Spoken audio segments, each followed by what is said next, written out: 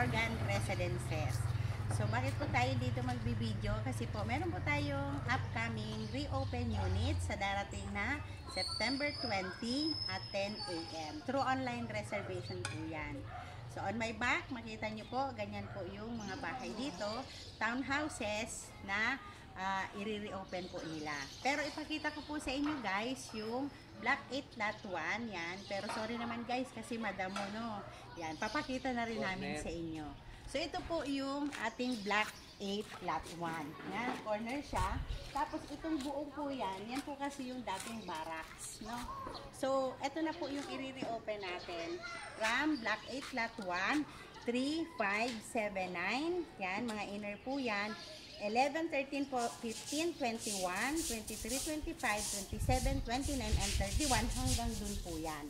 So, lahat po yan ay i-reopen natin, yan, sa darating na September 20.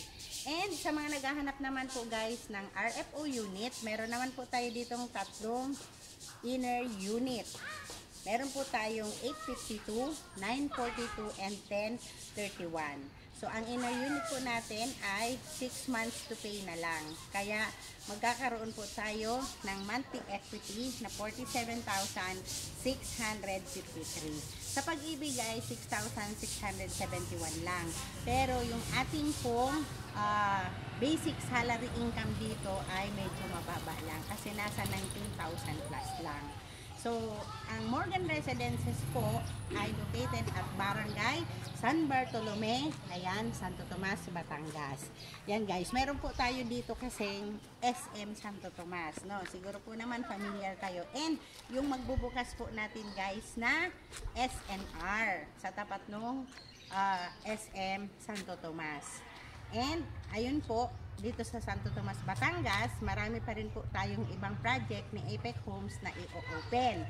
So, meron din po tayong Casa Isabel, Phase 1, i-open po din natin sa September 20, and yung Highland Residences. No?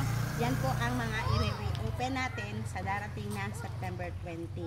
At meron din po tayong Citadel Residences, yan, isabay ko na rin po sa Uwisan, Calamba, Laguna. So, ayan guys, thank you so much for watching. It's me again, Cecil Reyes po from Brilliant Division.